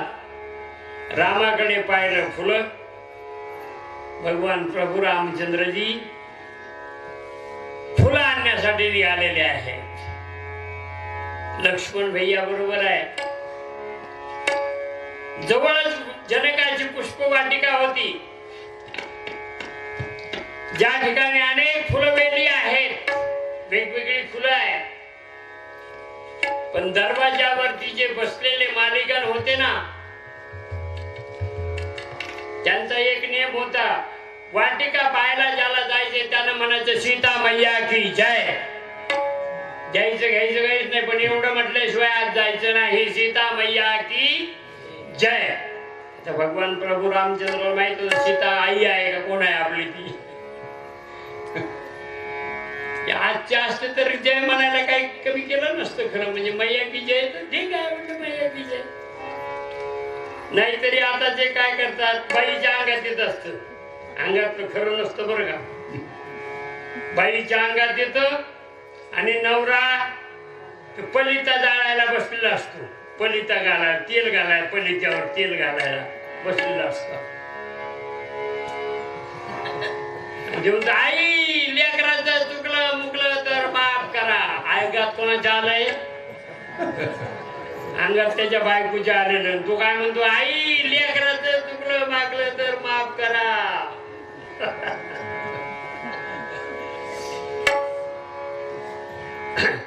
बाई म्हणते अरे काय मला हे सांगायचं आहे. तिथे म्हणते सीता मैया की जय म्हटल्यानंतर प्रवेश. राम आणि लक्ष्मण त्या ठिकाणी गेले. मालिकन त्यांनी सूचना दिली.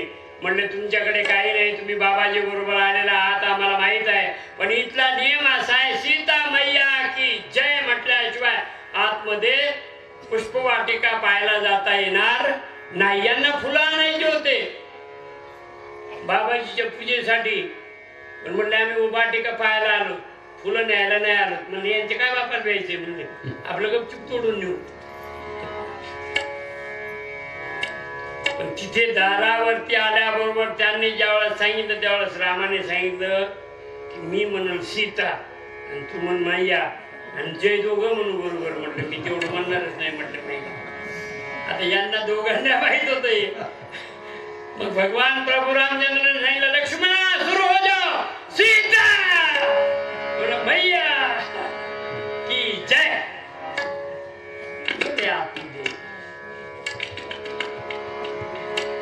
फुलं तोडायला सुरुवात केली. भगवान प्रभू रामचंद्र एवढे नाजूक.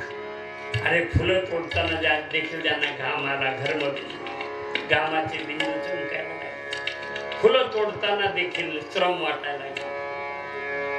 गपचूप फुलं तोडत होते. एका लतेच्या वृक्षलतेच्या आडून होते राम. आणि तेवढ्यामध्ये तेही अवसर सीता तेही अवसर सीता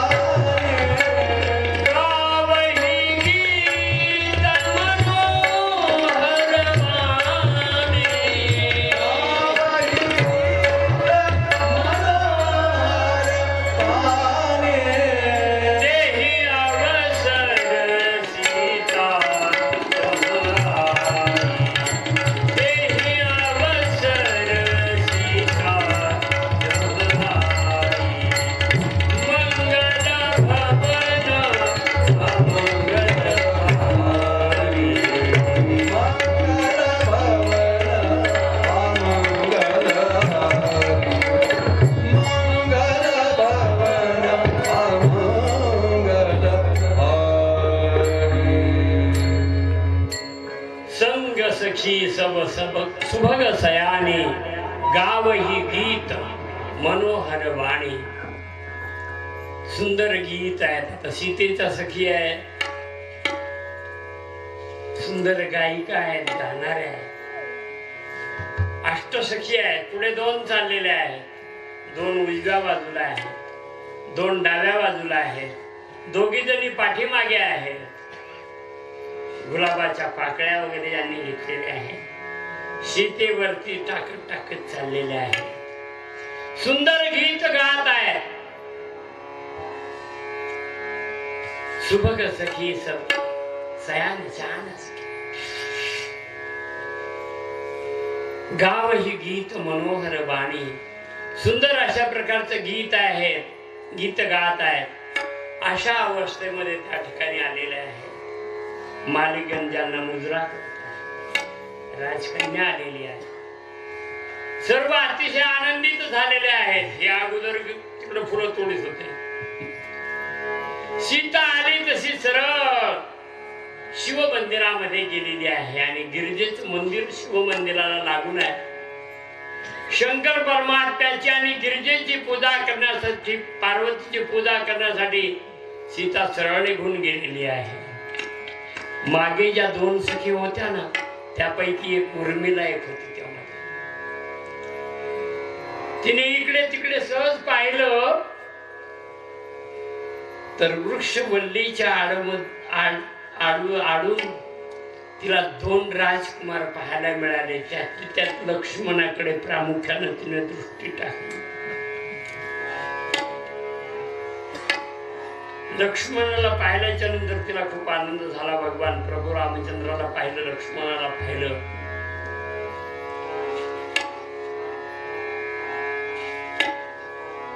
पाठीमागे राहिलेली धावत धावत पळत गेली आणि सीतेला सांगते, सीते पूजा तो बाद में करेंगे, पूजा कभी भी हो सकती है, चलो चल माझ्या बरोबर चल.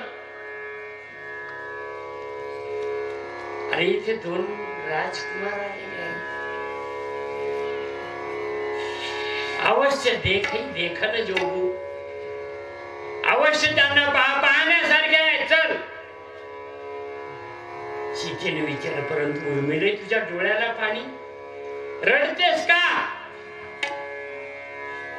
उर्मिलेला सांगितलं, सीते मी रडत नाही. अगोदर जे भरलेलं होतं ना हृदयात ते काढून टाकलं. त्या पाण्याच्या द्वारा ते काढून टाकलेलं आहे. जे अगोदर कळत न कळत जे डोळ्यात शिरलेलं होतं ते काढून टाकलेलं आहे आणि आता चांगलं डोळ्यात भरायचं आहे. चांगलं डोळ्यात भरण्यासाठी पहिलं खाली केलं पाहिजे. गोपिकांना विचारलं होतं एकदा, म्हणजे भगवान श्रीकृष्ण परमात्मा कसा आहे? त्यांनी सांगितलं अत्यंत सुंदर अशा प्रकारचा आहे. म्हटलं आम्हाला तर ठाऊक आहे तो काळा कलुटा आहे म्हणून. तेव्हा गोपिका सांगतात, कजरारी अखियन में बसत रहो दिन रात, प्रीतम प्यारो हे सखी, ताते सावरगा. गोपिका सांगते, म्हणजे कजरारी अखियन में बसत रहो दिन रात, रात्रंदिवस. ज्या डोळ्याला काजळ घातलेलं त्या डोळ्यात तो राहतो म्हणून तो काळा वाटतो, पण तो काळा नाही. प्रीतम प्यारो हे सखी, ताते सावरगा.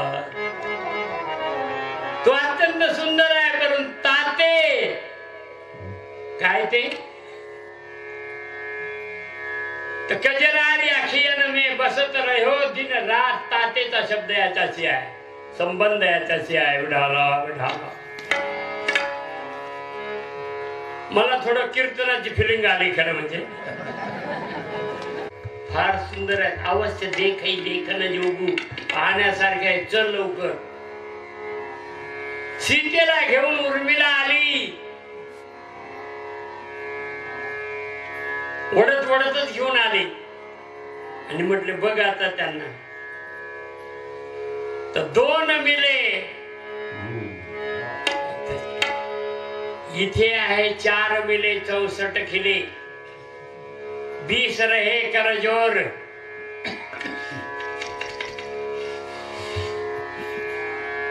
चार मिले रामाचे 2 डोळे आणि सीतेचे 2 डोळे. 4 मिले 64 खिले. 32 यांचे दात आणि 32 त्यांचे दात. 64 खिले. 20 रहे करजोर. 10 बोट आमचे आणि 10 त्यांचे. 10 बोट सीतेचे 10 रामाचे. 20 रहे करजोर. केवढा आनंदी आनंद आहे. हरिजन को हरिजन मिले तो नाचे 7 करोड असं. एक वारकरी एक संत दुसऱ्या संताला जर भेटला तर नाचे 7 करोड 3.5 कोटी रोमावळी. आता आपण मोजले नाही डोक्या आपल्या अंगावरती किती केस आहे, पण शास्त्र सांगतो 3.5 कोटी आहेत. धरून चाल, काय हरकत नाही. नाचे 7 करोड, यांचे 3.5 कोटी त्यांचे 3.5 कोटी, नाचे 7 करोड. रोमावळी नाचायला लागलेली आहे. दोघांनाही अतिशय आनंद झालेला आहे. सीतेने रामाला पाहिलं आणि रामाला पाहिल्याच्या नंतर दिन्य कपाट सुमुखी सयानी, डोळे बंद करून घेतले. लक्ष्मणानं पाहिलं, सीतामय्याने रामाला तर पाहिलं, पण माझ्याकडे थोडीशी नजर देखील टाकली नाही. कृपादृष्टी माझ्यावर गरीबावर केली असती तर बरं झालं असतं माताजी.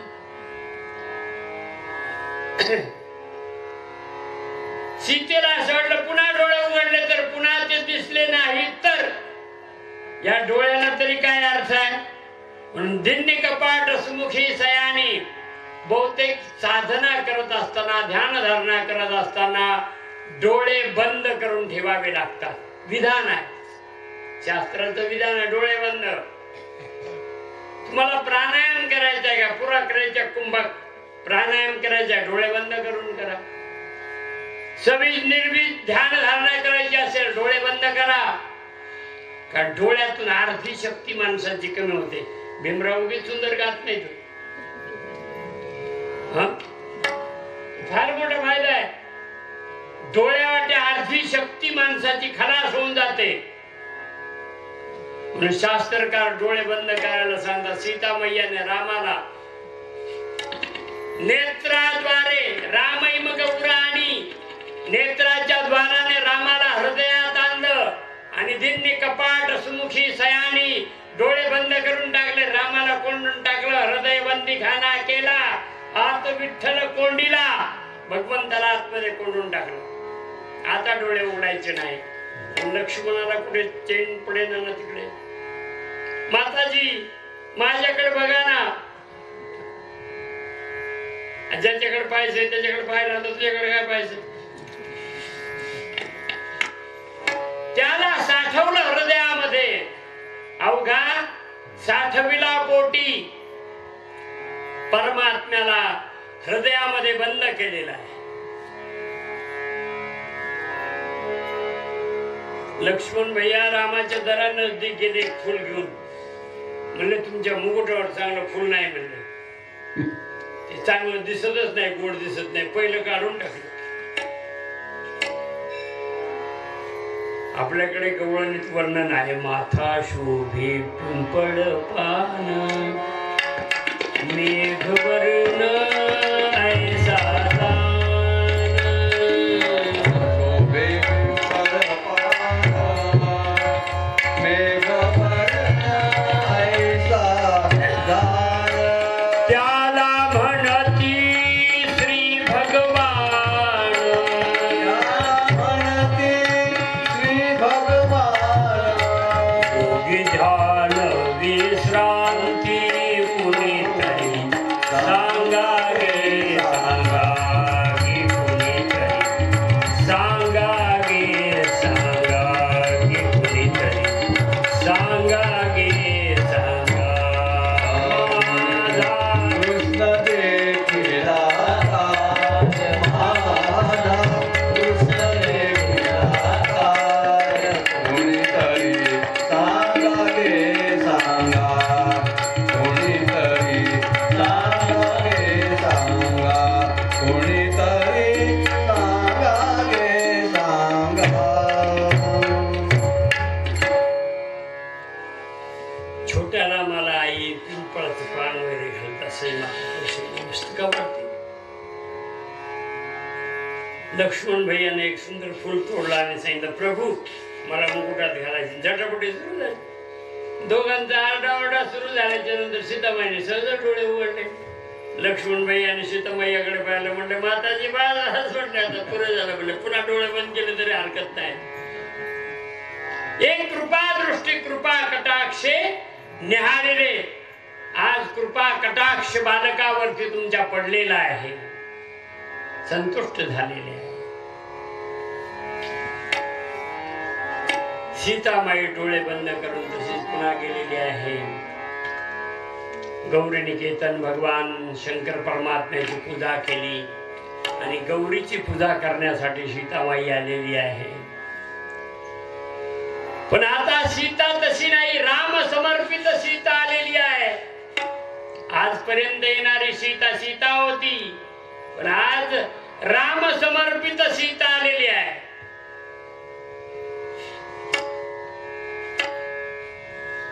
त्या सीता मातेचा आणि मा गौरीचा परस्पर संवाद सुरू झालेला आहे. मला खरं पुस्तकातलं काही दिसत नाही, चष्मेने सुद्धा दिसत नाही, चष्मा लावला तरी दिसत नाही.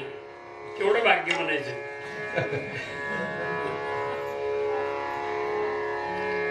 पानं उलटी म्हणजे किती उलटायचे, त्याला कुठे चाललंय त्याचा मेळ नाही.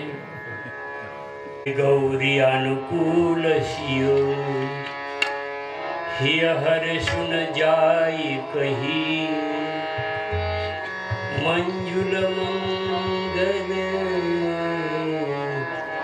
रूपती. गौरी अनुकूल झालेली आहे आता, आणि ती अनुकूल झालेली गौरी सीतेला म्हणते आहे,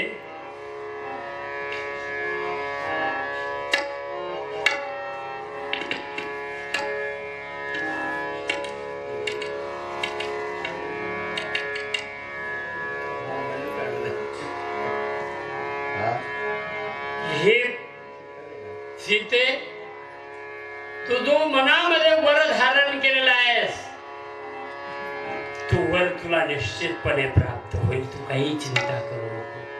अनुकूल झालेल्या गौरीनं सीतामाईला आशीर्वाद दिलेला आहे. पार्वती आशीर्वाद देते आहे, गौरीचा आशीर्वाद आहे, पार्वतीला आशीर्वाद देते आहे. आम्ही आता कुंभाला गेल्याच्या नंतर ज्या ठिकाणी सीतामाईने शेवटी आपलं शरीर विलीन केलं पृथ्वीमध्ये, त्या ठिकाणाला गेलो होतो. मिर्झापूर पासून जवळच असं असलेलं ते ठिकाण आहे विंध्यवासिनी देवी. श्रीकृष्ण परमात्म्याची भगिनी ज्या ठिकाणी वास्तव्य करते आणि ज्या ठिकाणी सीतेने आपलं शरीर विलीन केलं, ते ठिकाण आहे विंध्यवासिनी देवीचं. तर गौरी अनुकूल होऊन आशीर्वाद देते. मनुजा हिराचे उमिलईवर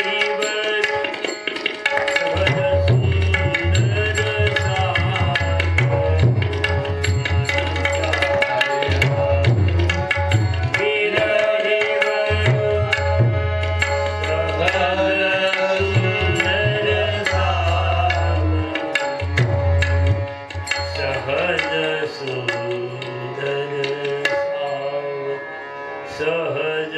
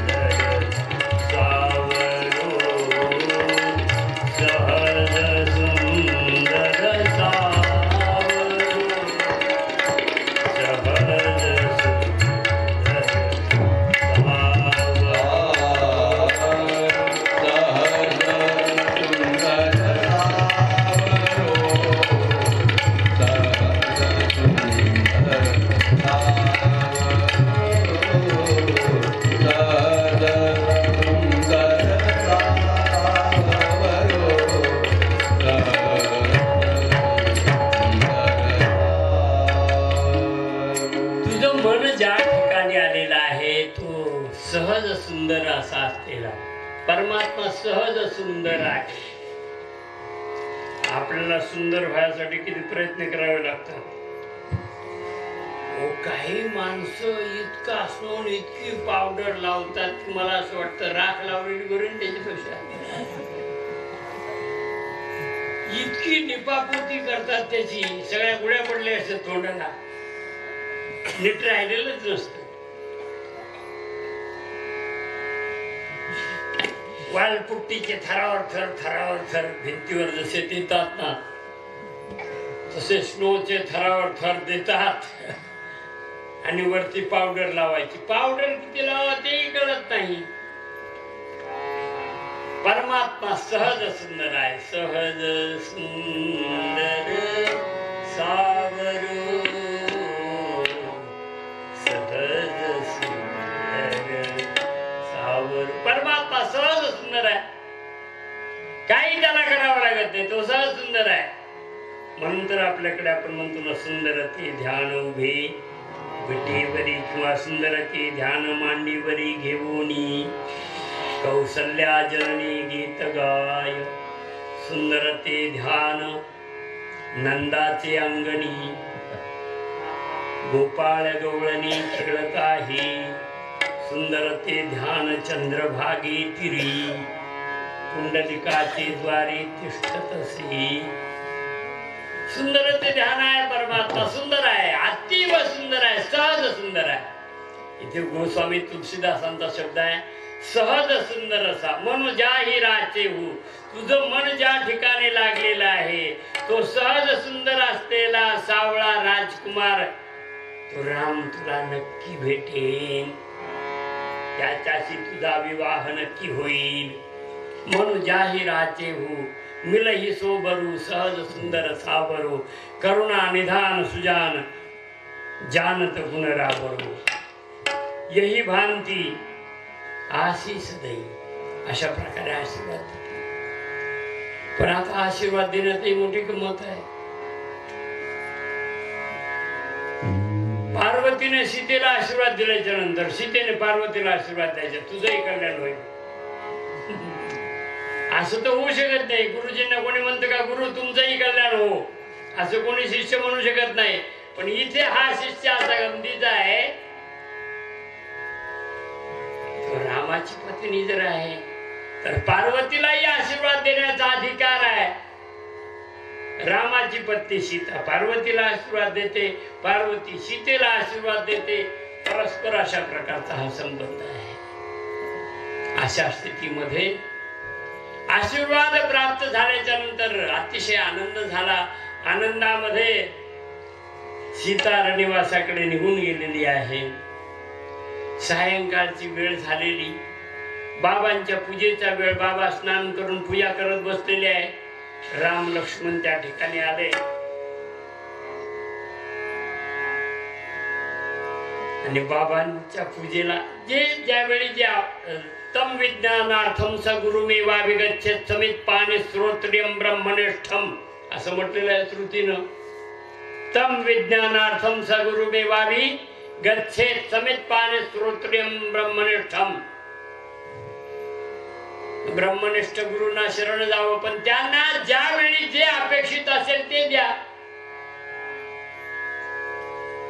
माणसाला वाटतं खोटा पैसा ठेवला तरी बाबा प्रश्न होतो काय की.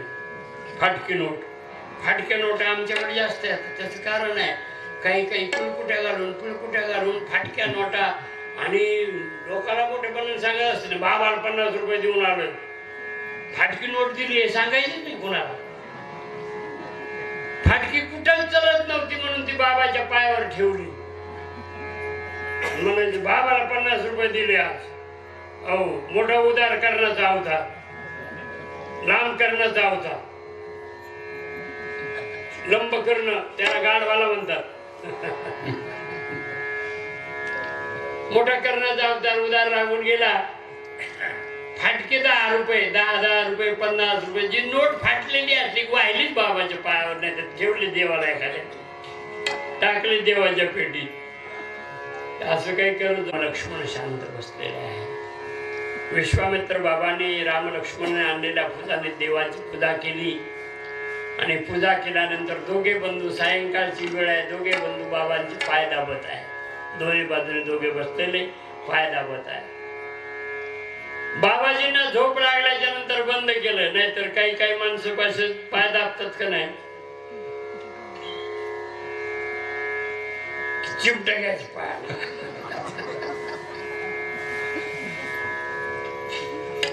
दोन शिष्यांनी गुरूंचे दोन पाय वाटून घेतले होते. उजवा पाय माझा, डावा पाय तुझा. आणि योगावानी एक गावाला गेला, उजव्या पायावाला डाव्या पायावाल्याकडे आले सेवा करायची वेळ. त्याने सांगितलं असतो गावाला गेला दोन्ही पायाची सेवा कर. पण तो म्हणला हा शत्रूचा पाय माझ्या गुरु बंधूचा पाय नाही म्हणला, तू म्हणला शत्रूचा पाय.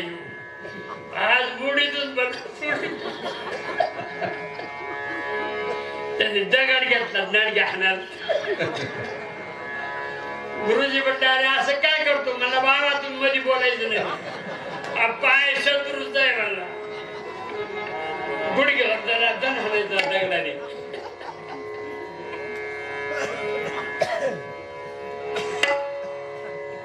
शिष्य शिटाव बंदरीचे असं ते म्हटलेलं आहे.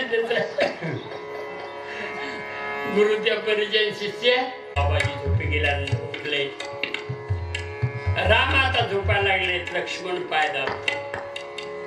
भगवान राघवेंद्र सरकार प्रभू रामचंद्रला झोप लागल्यानंतर लक्ष्मण झोपलेला आहे. उठण्याचा क्रम वेगळा आहे. सर्वांच्या अगोदर लक्ष्मण उठलेला आहे. उठे लखन. निशा बीत गई है, रात्र निघून गेलेली आहे. लक्ष्मण सर्वांच्या अगोदर उठलेला आहे. आणि लक्ष्मण उठल्याच्या नंतर त्यानं शौच स्नान वगैरे केलं. नंतर भगवान प्रभू रामचंद्रजी उठलेले आहेत. गुरु ते पहले जगत पती जागे राम सुजान असं म्हटलेलं. गुरु ते पहले जगतपती. आमचं उलट आहे थोडस. गुरु ते पहले जगतपती जागे राम सुजान. साधकांनी लक्षात ठेवासारखं आहे. लवकर उठलं पाहिजे. पण बहुतेक माणसं ते म्हणतात मग आम्ही सूर्यवंशी आहेत ना, सूर्याचे किरण आमच्या अंगावर पडल्याशिवाय उठणारच नाहीत. अरे सूर्याने आंघोळ केलेली पाहू नये तुम्ही. सूर्य उदयाच्या अगोदर आंघोळ झाली पाहिजे. प्रत्येकाला लक्षात ठेवण्यासारखं आहे. किती जागून, माझा एक नियम होता, किती जागून आलं, वेळ झालेला असेल तर अगोदर आंघोळ करायची. सूर्याने आंघोळ करताना पाहू नये. खरं म्हणजे एखाद्या वेळी क्वचित आपण ट्रेन मध्ये वगैरे आहोत, प्रवास चालू आहे, तो आगळा वेगळा विषय आहे, नाही इलाज असतो माणसाचा. ट्रेन मध्ये सुद्धा कितीतरी वेळी संडासात स्नान केलं मी. खरं म्हणजे सूर्याने आपल्याला कधी पाहू नये असा नियम आहे. इतकी माणसं आळशी होत चाललेले आहेत. एका आळशीच्या जवळ नव्हे जांभूळ पडलं,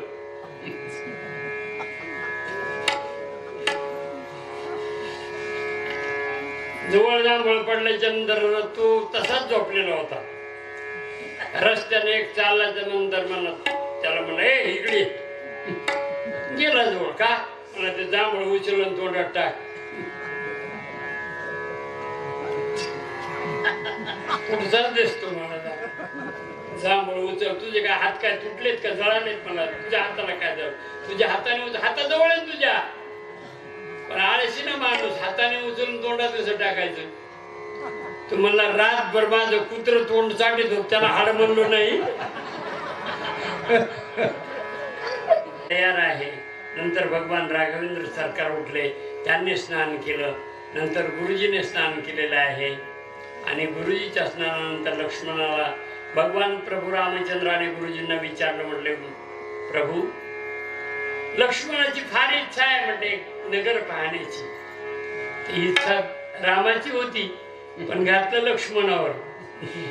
लक्ष्मणाची फार इच्छा आहे नगर पाहून आम्ही येतो, जरा फिरून येतो फेरफटका. गाव कसं आहे आठवण काल ती भेटली होती ना.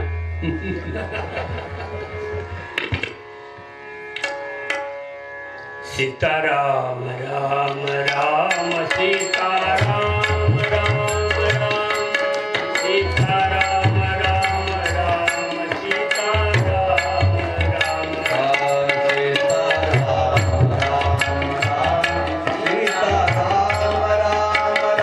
आरती लाव आरती.